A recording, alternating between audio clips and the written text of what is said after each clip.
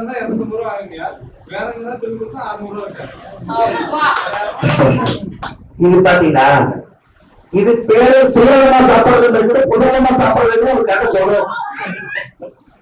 ஏன்னா 2 பிளேட் எச்சா முடிஞ்சா பிள்ளை சார். அதாவது நல்லா தெரிஞ்சுங்க, 200 ரூபாய் நீங்க உங்களுக்கு சாப்பாட்டுக்கு, அப்ப 30 நாளைக்கு கணக்கு போட்டா எவ்வளவு ஐயா வேணும்? 6000 ரூபாய் வேணும். அப்ப 12 48, 5 40, 11 46, 72, 12 72, 7200 ரூபாய் ஒரு வருஷமாமா. 10 வருஷத்துக்கு 72,000 மாமா. 20 வருஷத்துக்கு 1,40,000 மாமா. ஒரு வருஷத்துக்கு 72,000. சரி, 10 வருஷத்துக்கு 7,20,000. அப்படியா? 30 வருஷத்துக்கு 3,21. 25 லட்சம் ரூபாய்க்கு 30 வருஷம், 20 வருஷம் தாய் சோழி வளர்த்திருது. 21 வருஷம் மொத்தமாவே எவ்வளவு வருதுங்க? 25 லட்சம் ரூபாய் வேணும். எதுக்கு ஐயா கோடிக்கணக்கில் நம்ம தேடி நாம வந்து கோடி ஆகணுங்கிறாங்க. இன்னைக்கு எல்லாமே போடுங்க ஐயா, 50 லட்சமே போடுங்க. நீங்க சம்பாதிக்கிறத விட்டுருங்க. 50 லட்சம் ரூபாய்க்குள்ள நம்மளோட ஆத்மாவே அடக்கம். நாம கோடிக்கணக்கில் சம்பாதிச்சு கோடீஸ்வரன் ஆகணும் கடைசியில கோடி தானே போட்டு போறாங்க. அது எதுக்கு சார்? அதுவே போற வழியில எடுத்துறோம்.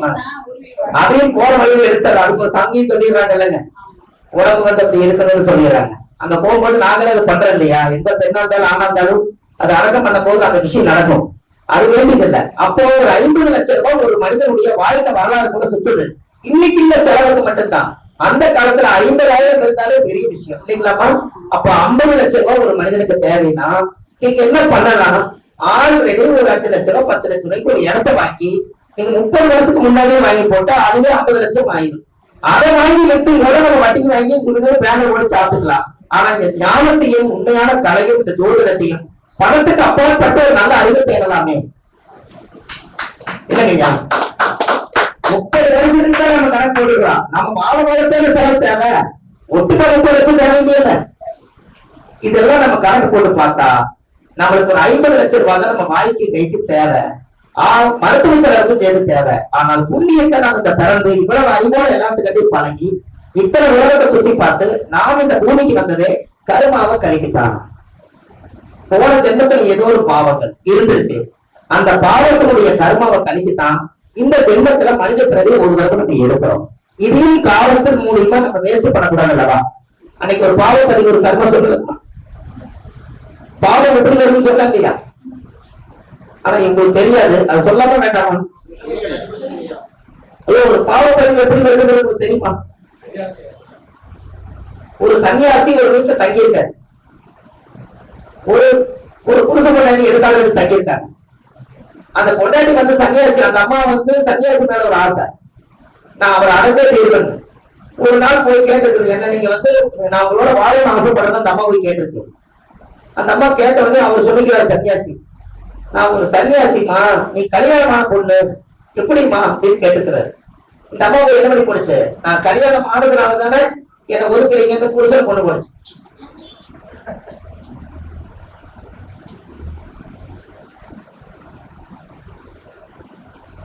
அப்ப அந்த ஊருக்காரங்க எல்லாரும் சேர்ந்து என்ன என்ன என்ன வந்து பாக்குறாங்க. வந்து பார்த்தா இந்த அம்மா அந்த அடைய முடியலையேங்கிற ஒரு கவலையில என்னை ஏத்துக்க மாட்டேங்கிறாரு இந்த சன்னியாசின்னு சொல்லி அந்த ஊர்ல இருக்கிறவங்க எல்லாம் என் மேல ஆசைப்பட்டு என் புருஷனை கொண்டு போட்டாங்கன்னு பழைய தூக்கி சன்னியாசி மேல போட்டுச்சு. அப்ப உடனே என்ன ஆகுது, அந்த ஊருக்காரர்கள் எல்லாம் சேர்ந்து அவனை கொண்டாந்து இவனை கொள்ள வேண்டாம், சும்மா கையை மட்டும் வெட்டிட்டு விடலான்னு கையை வெட்டிட்டேன். கையை வெட்டி மணிக்கட்டோட போய் அவர் காட்டுக்குள்ள போயிட்டாரு. இது 1000 வருஷத்துக்கு முன்பு. அதுக்கு முன்னாடி உடனே பாட்டு போட்டு ஒரு ஹோட்டல் கடையில சாப்பாடு வாங்கி சாப்பிட்ற இடத்துல ஒரு சாப்பாடு வாங்கி சாப்பிடறதுக்காக ஒருத்தன் போயிருக்கான். அவன் போய் பசி, அவன்கிட்ட காசு இல்ல, சாப்பாடை திருடி தின்றுட்டான். அந்த ஹோட்டலுக்கார துரத்திட்டு வந்திருக்காரு. அப்ப துரத்திட்டே போயிட்டு இருக்கும் போது இந்த காட்டுக்குள்ள போய் சன்னியாசி போய் தவம் பண்ணி பார்த்துட்டு, சிவன் என்னைக்காவது ஒரு நாள் நேர்ல வந்தா இந்த கையை எதுக்கு, நான் எந்த பாவம் அது எந்த தப்புமே நான் செய்யலையே, நான் இந்த தப்பே செய்யாதவனுக்கு எதுக்கு என்னை கையை வெட்டினாங்க, அதுக்கு சிவன் எனக்கு சொல்லியே தீரணும்னு இவரு உட்கார்ந்து. அப்போ இந்த அரக்க துரத்திட்டு வரும்போது இந்த சாப்பாடு திருடம் போய் சன்னியாசி பின்னாடி போய் ஒளிஞ்சுக்கிட்டான். அப்ப இவர் என்ன பண்றாரு, அந்த கடைக்காரர் வரும்போது இந்த சன்னியாசி என்ன பண்ணிடுறான், பல யுகத்துக்கு முன்னே அந்த கையில வந்து அந்த முண்டி கையை வச்சு அவன் அங்க ஒழிஞ்சுக்கிறான்னு சொல்லி வாயில பேசாம கையில போய் காமிக்கிறான். உடனே இந்த ஹோட்டலுக்காரர் போய் அவனை போய் கண்டுபிடிச்சு கொன்றார். அது கொண்டு முடிச்ச உடனே இந்த கையை காட்டி கொண்டாச்சு. இது முடிஞ்சதுக்கு அப்புறம் சிவனே நேர்ல வர்றார். இந்த சன்னியாசி கேட்கிறான், ஏமா என் சாமி, இத்தனை காலமா நான் உண்மையா வாழ்ந்தேன், நான் ஒரு பாவமே செய்யல, என்னை எதுக்கு ஜனங்கெல்லாம் எது கைய வெட்டான்னு கேட்டான். அதுக்கு அவர் சொல்லிக்கிறாரு, அவன் ஓடி ஒளிஞ்சு உயிருக்கு தப்பிச்சு ஒளிஞ்சிருக்கிறான். நான் உயிரை எடுக்கிறதுக்கு கொடுக்கறதுக்கு எனக்கு உரிமை இருக்குது. அவங்க கத்தி எடுத்துட்டு வரும்போது இவரை கொல்றதுக்காக நீ தானே இந்த கையை இப்படி காமிச்ச, அதனாலதான் அவர் போய் கொண்டாரு.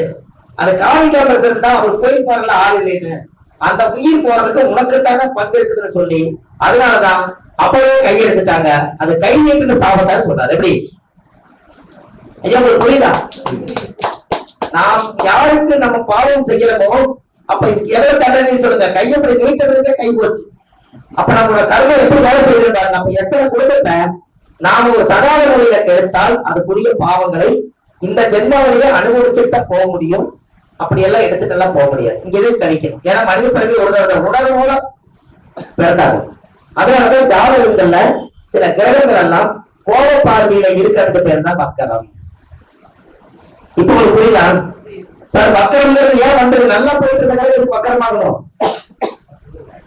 சனி நீசம்ங்கிறீங்க ஏன் சார்? சனி நீசமாகும் போது ஏன் பிறக்கணும்?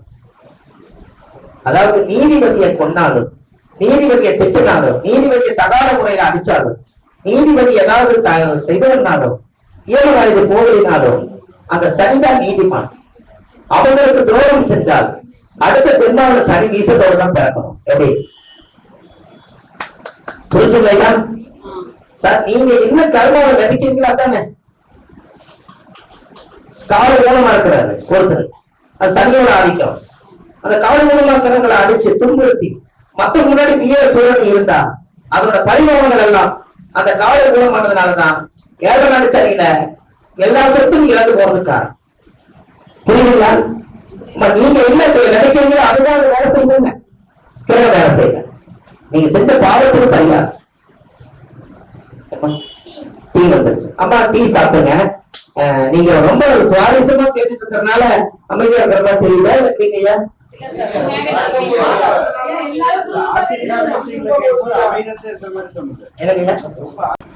அவங்க பாசத்தை வெளியில காமிக்க மாட்டாங்க, ஆனா மனசுக்குள்ள பாசத்தோட இருப்பாங்க. பயன்படாத திட்டங்கள் எல்லாம் மனசுக்குள்ள நிறைய வச்சிருப்பாங்க. பயன்படாத திட்டங்கள் பெரிய திட்டமா போட்டு வச்சிருப்பாங்க. அவங்க கடைசிக்காகவே கௌரவத்துக்காக வாழக்கூடிய நட்சத்திரம் அஸ்வினி நட்சத்திரமே. அது ஏன் அப்படி? எல்லா சுமையும் அவங்களே வாங்கிக்குவாங்க. முந்திர மாடு பொதி சுமத்து ராசி, முதல் ராசி நட்சத்திரம், முதல் நட்சத்திரங்களா முந்திர மாடு பொதி சுமத்து. அது பெண்ணாக இருந்தாங்கன்னா பொழுசு, புழு பொட்டு, வளையல் இது மேல ரொம்ப பிரியமா இருப்பாங்க. வசீகரமான முகம். அவங்களோட ஆத்தா பாட்டன் இவங்கெல்லாம் ஆடு வளர்த்த குடும்பம். ஒரு பட்டி ஆடு இருந்துச்சுங்க, சந்தையில வித்துதான் நான் இவங்களை கல்யாணம் பண்ணேன் அப்படின்னு சொல்றதெல்லாம் அது மேச வீடுதான். அஸ்வினி நட்சத்திரம் தான். அந்த காலத்துல ஆடு வளர்த்த குடும்பம். அம்மா அஸ்வினி நட்சத்திரம் அவங்களோட வயசானவங்க ஆடு வளர்த்திருக்காங்களாங்கம்மா? ஆடு வளர்த்திருக்காங்க சார். உங்களுக்கு ஆட்டுப்பட்டி அது எப்படி